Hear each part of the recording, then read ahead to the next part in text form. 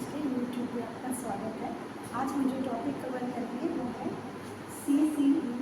जैसा कि आपको स्क्रीन पे दिखाई दे रहा है, CCE means continuous and comprehensive evaluation, सतत एवं व्यापक मूल्यांकन। इसके बारे में आज हम बताएंगे क्या है और क्यों हमें मूल्यांकन करना है, इसके बारे में आज हम डिस्कस करेंगे।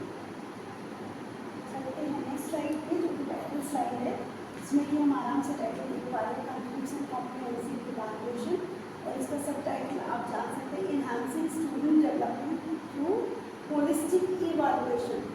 पहले क्या होता था कि जब हम लोग इवैल्यूएट करते थे स्टूडेंट्स को, तो हम लोग एक बार में एग्जाम लेते थे और उनका इवैल्यूएशन उस तरह से देखा जाता था। पर अब ये स्थिति को चेंज किया जा रहा है, क्योंकि साल भर में बच्चे थ्रू आउट क्या करते हैं वो देख लेना ज़्यादा जरूरी है। एक स्टूडेंट का पूर्णतया मूल्यांकन इसी तरह किया जा सकता है कि वो उसकी साल भर की टोटल एक्टिविटीज़ क्या हैं, न सिर्फ एकेडमिक बल्कि उसकी को करिकुलर एक्टिविटीज़ कैसी हैं, उसका व्यक्तित्व कैसा है। हमारा उद्देश्य सिर्फ पढ़ाना नहीं, वरन स्टूडेंट के संपूर्ण व्यक्तित्व का निर्माण है।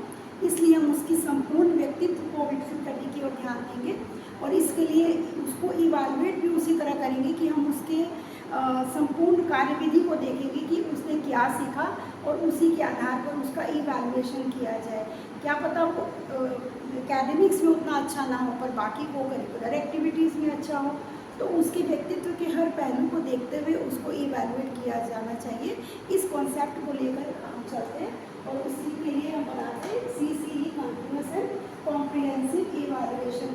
इसकी शुरुआत CBSE बोर्ड ने की थी सबसे पहले, पर कुछ टाइम चलाने के बाद उनको लगने लगा कि नहीं, हमें बैक टू उसी परंपरागत एग्जामिनेशन पैटर्न पे आ जाना चाहिए, और वो उन्होंने बीच में इसको बंद कर दिया। पर स्टिल इसकी ज़रूरत महसूस की गई, और सोचा गया कि इसका विकल्प जो हमारे एग्ज़ाम होते हैं उसका विकल्प न मानकर इसको हम पूरक माने, उसके साथ सहयोगी क्रिया माने, तो हम बच्चों को ज़्यादा बढ़िया से पढ़ा सकते हैं, उनका ज़्यादा बढ़िया से विकास कर सकते हैं, उनको ज़्यादा बढ़िया ट्रीटमेंट दे सकते हैं, और उनको ज़्यादा अच्छे से बता सकते हैं। उनकी कमियों को जानकर टीचर खुद में भी सुधार कर सकते हैं फीडबैक लेकर, और बच्चों में भी सुधार कार्य कराया जा सकता है।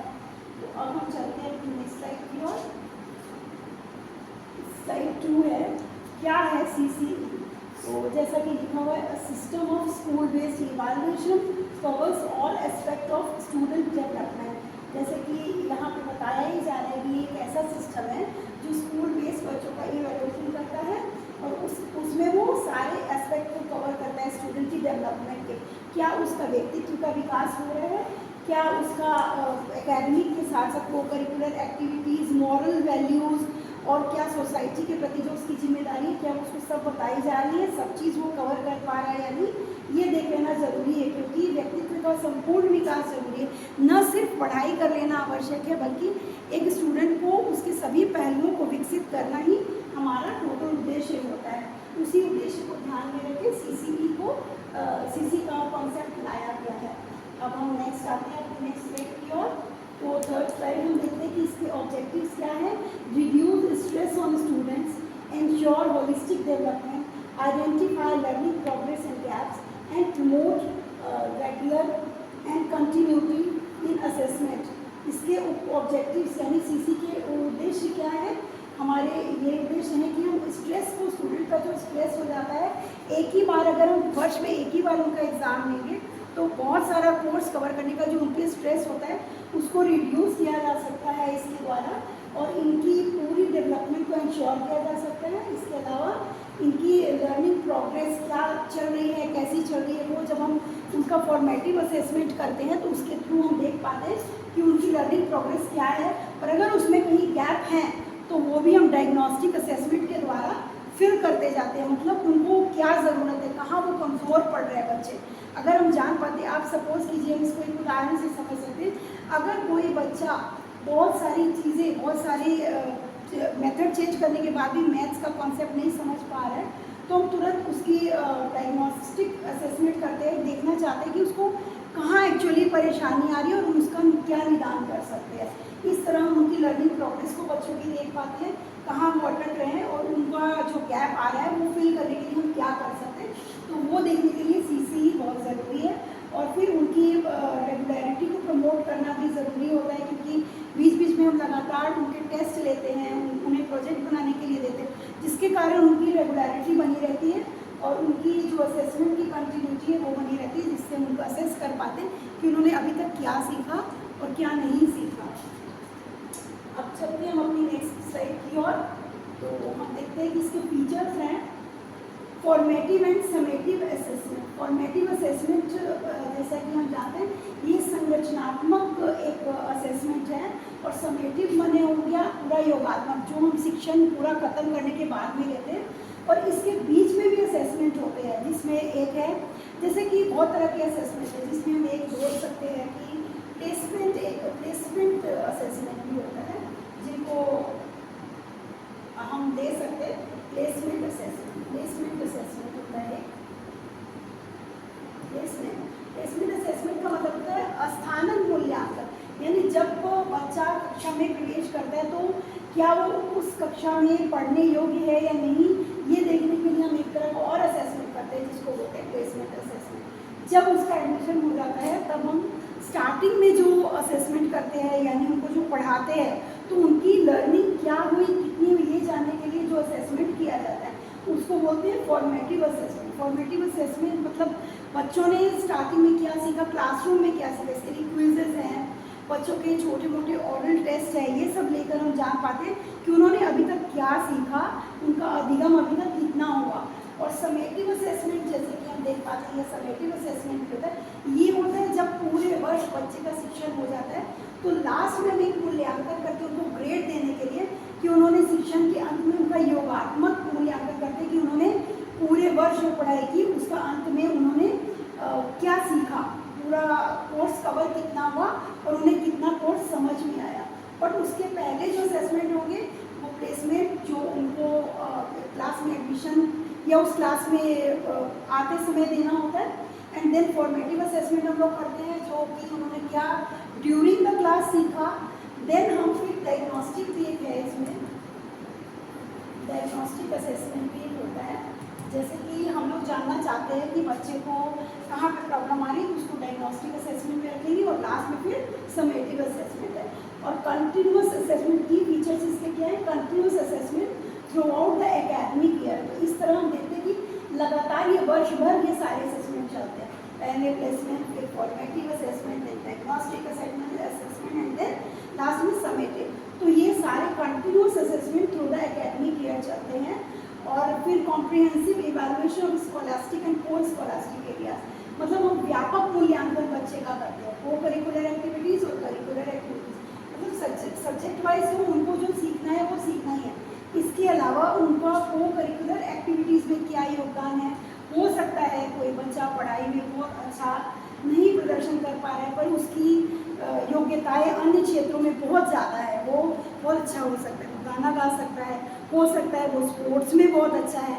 तो हम इन योग्यताओं को नज़रअंदाज नहीं कर सकते, क्योंकि हमारा उद्देश्य सिर्फ बच्चे का एकेडमिक विकास करना या उसकी संज्ञात्मक योग्यताओं को विकसित करने के अलावा उसके संपूर्ण व्यक्तित्व को भी देखना है, उनका भौतिक विकास भी करना है, उनका सामाजिक विकास भी करना है। तो हम इन योग्यताओं को नज़रअंदाज नहीं कर सकते, तो हम उसके व्यक्तित्व का एक संपूर्ण मूल्यांकन करते हैं जो CCE के अंतर्गत आता है।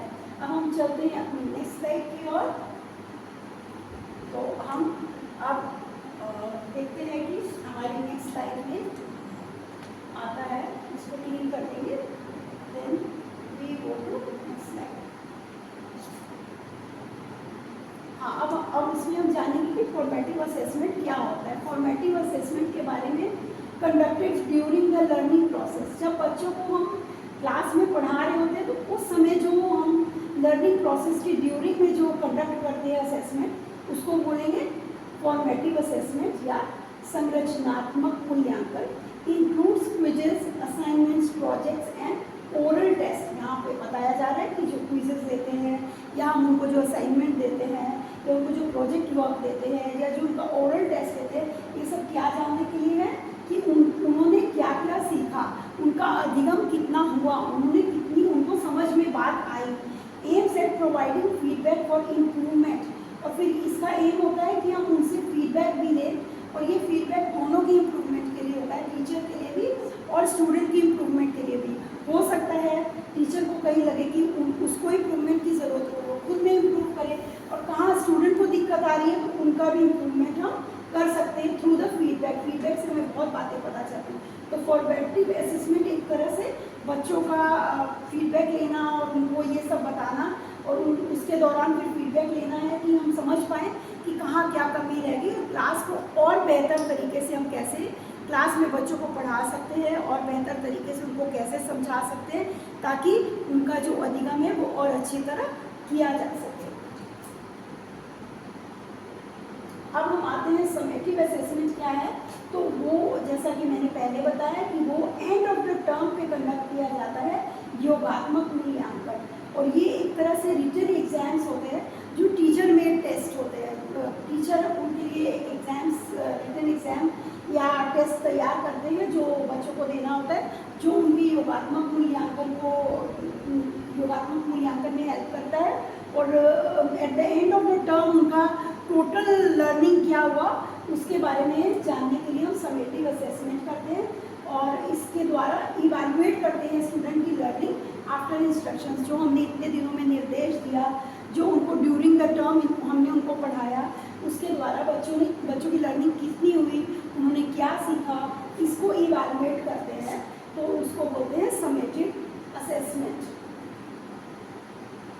नेक्स्ट स्कोलास्टिक एरिया, जैसे कि मैंने बताया कि इसमें दोनों कवर होते हैं, को करिकुलर और करिकुलर एक्टिविटीज़ दोनों।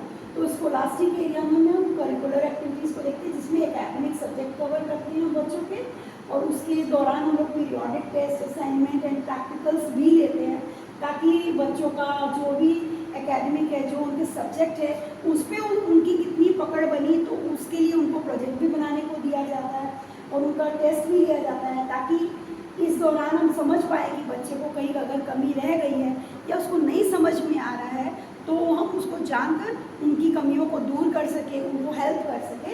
इसके लिए हम स्कोलास्टिक एरिया में उनके एकेडमिक सब्जेक्ट्स पे फोकस करते हैं। नेक्स्ट है कि को करिकुलर एक्टिविटीज़ जो होती है को स्कोलास्टिक एरिया में हम देखते हैं कि उनको लाइफ स्किल्स, एटीट्यूड और वैल्यूज़ को कवर करते हैं, जिसमें sports, arts, other extra curricular activities हैं।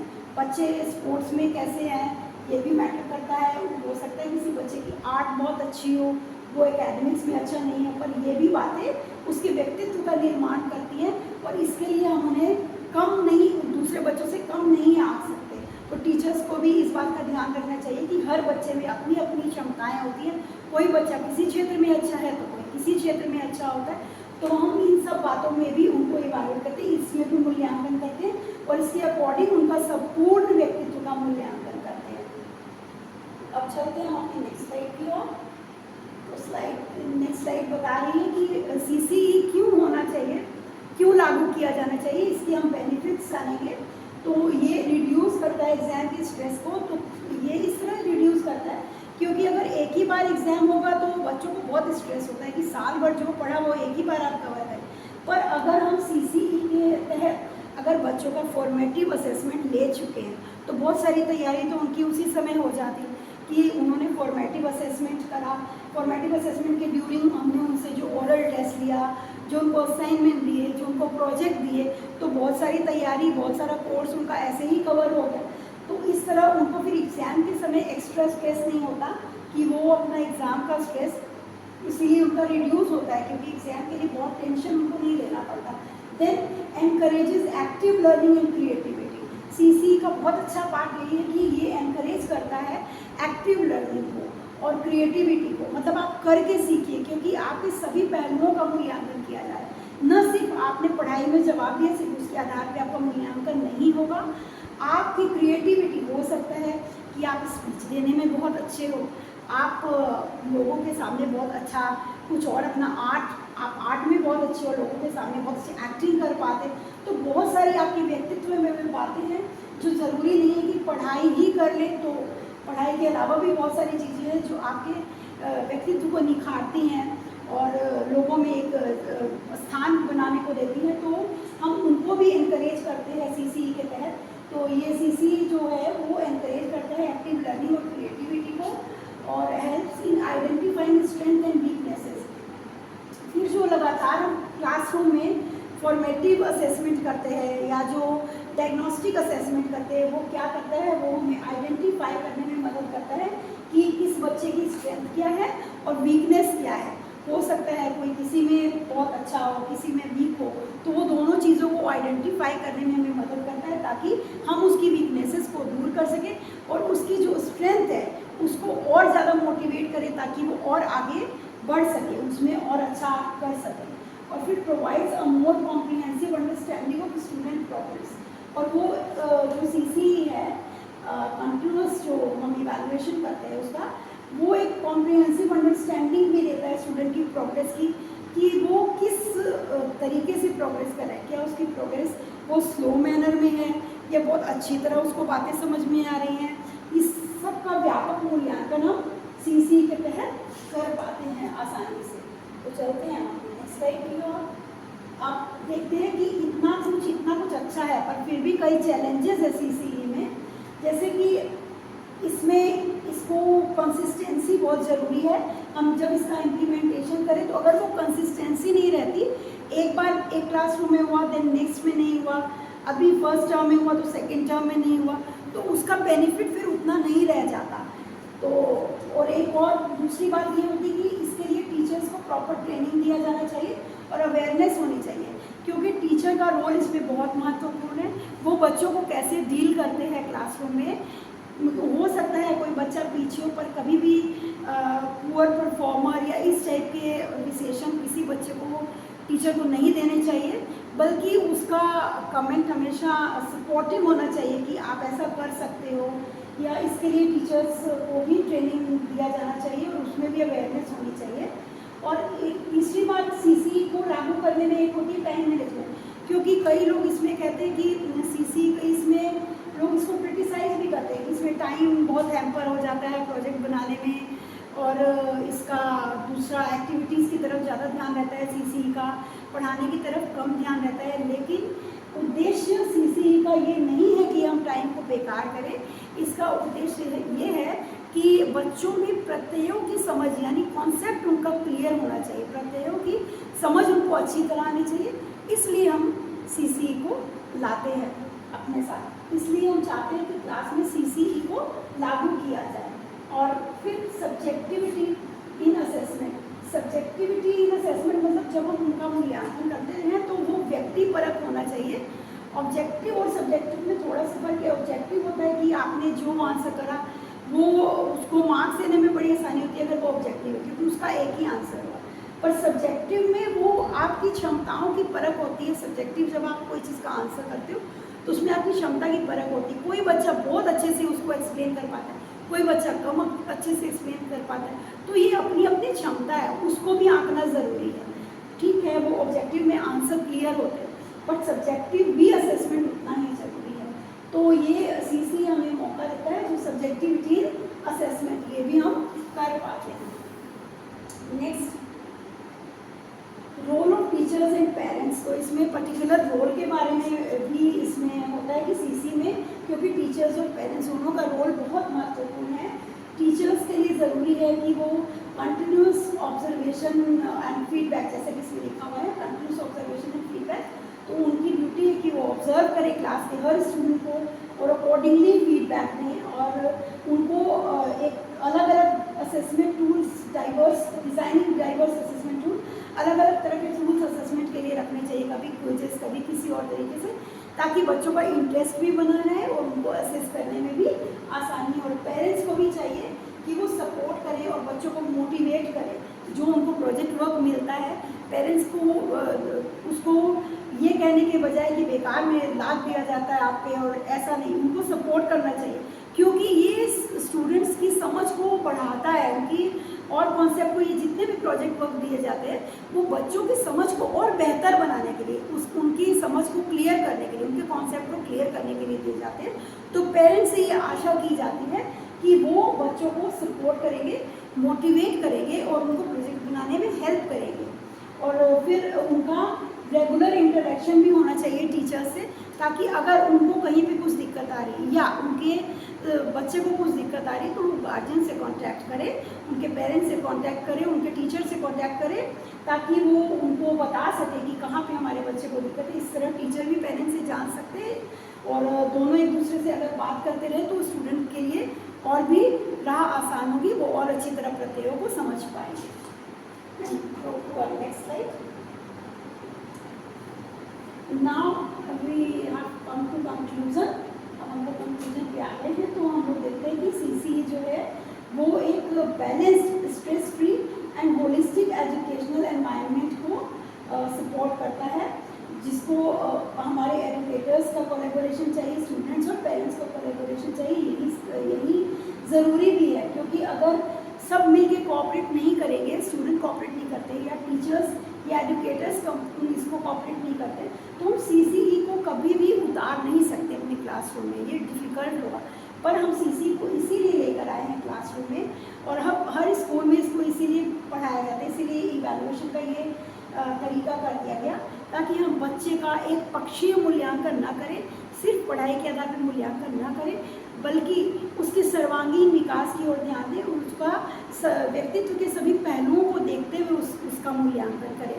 तो सीसी इसीलिए बहुत इम्पोर्टेंट है, और आशा की जाती है कि इसको आप जो भावी शिक्षक है इसको अपने क्लासरूम में और अच्छी तरह इसको अपने क्लासरूम में इम्प्लीमेंट करें और इसको लागू करें, और बच्चों का इवैल्यूएशन करते समय इसको लागू करते हुए अच्छी तरह उनका इवैल्यूएशन करें, ताकि उसमें पक्षपात, कई बार ऐसा भी होता है कि सीसी में बोला जाता है कि टीचर्स जो है वो फेवरेटिज्म पे आ जाते हैं या बायस बिहेवियर करते हैं, ऐसा कुछ नहीं है। डिस्पाइट ऑफ दीज थिंग्स बोला जाता है कि सीसी फिर भी बहुत ही कोऑपरेट करने वाला है, बहुत ही अच्छा है, इसलिए इसको लागू किया जाना चाहिए, और ये बच्चों को स्ट्रेस फ्री करता है। यही इसका मेन उद्देश्य भी है कि ये बच्चों का अच्छी तरह मूल्यांकन करे और बच्चों को एग्ज़ाम के लिए प्रिपेयर करे और उनको स्ट्रेस फ्री भी रखे। तो आज की क्लास हम यहीं पे खत्म करते हैं। बहुत बहुत धन्यवाद।